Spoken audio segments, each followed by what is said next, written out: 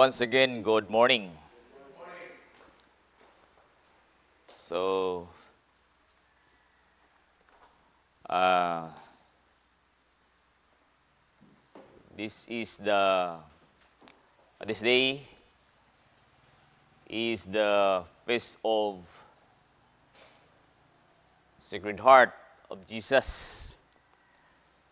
So, in our gospel, uh, giduslak si Ginoong si Kristo ug sa pagduslak siyang gilid mibuhagay ang dugo ug tubig. So, what is the heart of Jesus? So, unsa man ang kasing-kasing ni Ginoong Kristo? So, itong ibasa diya sa first reading in Hosea. So, it mention the love and mercy. Ang kiniang gugma ug kaluoy. If you remember our gospel yesterday, it is the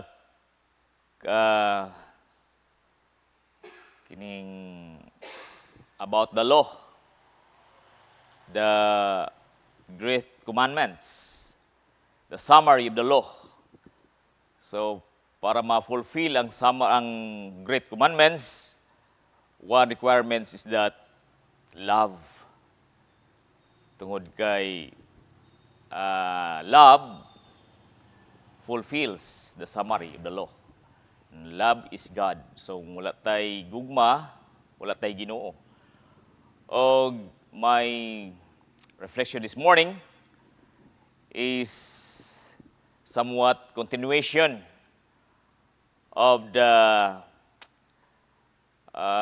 gospel of yesterday about love, because this gospel is also contained also in love plus mercy, love plus mercy. So that is the heart of Jesus. So, in addition to the reflection yesterday, so I will give some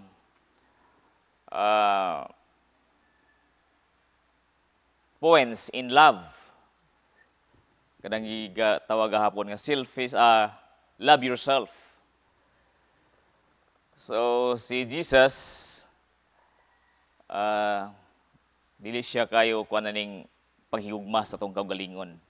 Pero one way to love others is to love ourselves. So, unsa maning love sa atong kaugalingon? Loving ourselves. So, when you say love ourselves, mo nang love nga atong giatiman ang atong lawas, atong ipakaon, katulo sa kadlaw, plus snack, atong ikaliguan, ilisan para dili ta mahimong baho, dili ta sawayon sa uban, o kini ang mag-exercise, tanan nga mga pag-care sa atong kaugalingon, basta kini makayo muna ang loving of ourselves. Kaya naman say usahay masayop ta kanang loving ourselves ba? Nga mahimot tang self-centered. Kanang kaugalingon na ginatong ihuna-huna. Kanang dili ta manghatag sa atong pagkaon bisan og nangapanos-panos na. Kay mura na itong kuan, makasave ta. Gamay na itong gasto. Mga bahaw, na ito ihatag sa itong silingan. Bisag way gikaon. Kay tungod kay imong gilab ang imong kaugalingon nga dili magutman. Dayon bisan og naay mamaylo og kwarta, di ka magpabaylo kay basig mahutdan ka, wala kay gastuhon. So usahay mo na ang love nga selfish nga love. Og dili na mao ang giingon diha nga loving love yourself as loving others as you love yourself. So dili mao ang love nga kinahanglan nga dili malipay ang Ginoo niya na nga love kanang sa atong kaugalingon lang. So usahay mo magina ang usahay marong ang atong perception bahin niya ng love. So I believe that loving ourselves mao to ang akong gingon ganina para sa atong kaugalingon.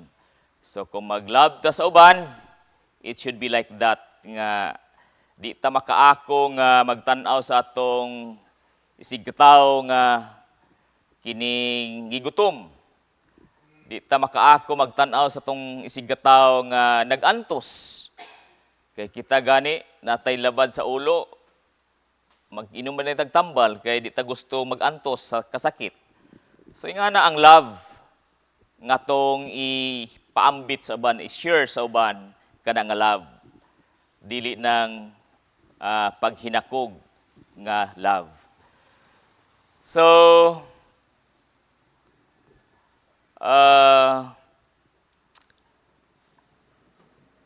kinahanglan ang kita isip mga nagsunod ni Kristo. Kinahanglan kining Diyos nun nga gugma. Kanang atong makita diya sa 1 Corinthians 13 verse 4 to 7. So nag-illustrate na o nag-istorya na bahin sa gugma. Unsa ang gugma sa Dios? So muni naka-anchor ang atong paghigugma sa atong kaugalingon para usab kita mahigugma sa uban. Sama sa atong paghigugma to sa uban, sama sa atong paghigugma sa atong kaugalingon. So muna ang kinahanglan atong mabatunan nga love kay nasa mga tao, speaking of loving ourselves, na mga tao nga kada makita nato nga bisyoso, nga adik-adik, palahubog, mga chain smoker. Makaingon ba ta nga gilab nila ilang kaugalingon? Nga ila mangiguba ang templo sa Ginoo. Nga atong lawas mao ang templo sa Ginoo, ang Espiritu Santo. So makaingon ba ta nga ilang gilab ang ilang kaugalingon? So kung ilang ipasipad-an ang ilang kaugalingon, dako sa kay posible nga mupasipala pod sila sa uban kay kung muna ilang basihan nga ang lab ang kaugalingon ilang gidaot, so ang ilang paglab pod pagdaot pod sa uban. So tingali anay mga gitawag nato mupo na ilang perception about sa love. Kay kung kita palahubog, adik-adik, so atong makita, atong ma-conclude nga Diyos nun baka ng tawhana. So, kung nga na ang atong pagbanglantaw, sumurga man sa tingali palahubog nga kini ang hinimba.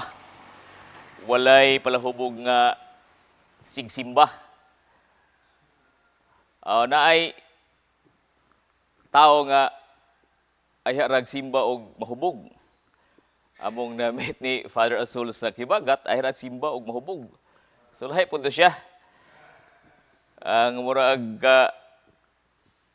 mawala man yang kauwaw kung mahubog, sumunang kasimbat ya siya, pero lahi sa do siya nga example. So kini ang kini nga situation makaingon ta nga nabakay maka-follow sa gisugo sa Ginoo kanato ang paghigugma or unsa man nato pag-follow sa gisugo ni Kristo nga paghigugma sa uban. So every day sa atong kinabuhi we are surrounded by challenges and temptation that ignites our temper. So naagyoy mga sitwasyon nga sulayan gyud ang atong pagkakita, atong atong pagkakristohanon, kung unsa gid taasa gid tama ng atong pagkakristohanon.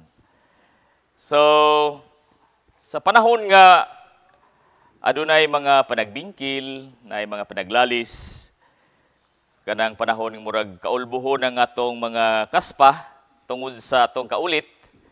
So ato lang yung unahon dayon nga ang giingon ni Jesus Christ, love your neighbor. So mura gyud atong hinunahon. Jesus said, love your neighbor. So muna atong unahon kung dili gyud madala, then biyain na dayon kay ayo aron dili ka na makasala. Kay atong unahon nga kung kita nahigugma sa atong isigataw, nahigugma ta sa Dios, dili ta makaako nga mopasakit sa atong isigataw. So, to follow the commandments of God is to love. Sayo na kayo, paghigugmara. Dayon, kung naang love, aduna ginay kaluoy. Sumugi na ang heart ni Jesus ang love and mercy. So, unsa man ang atong buhaton? So, in Romans 13 verse 10, okay, if you love others, you will never do them wrong. To love then is to obey the whole law. So muna ang atong hunahon nga kung naasa lang si Jesus atong kinabuhi, so makahigugma gid ta o ma-fulfill nato ang balaod. So that to love will be made possible, let us allow God to live in us. Because in 1 John 4:16 says, we know how much God loves us, and we have put our trust in His love. God is love, and all who live in love live in God, and God lives in them. So, walay, kung ang Ginoo na gani mapuyo sa itong kasing-kasing, mabuhat ginato ang mga hiyas sa Ginoo nga iyang gustong atong mabatunan, isip iyang mga katawhan. So again, this is the Feast of Sacred Heart.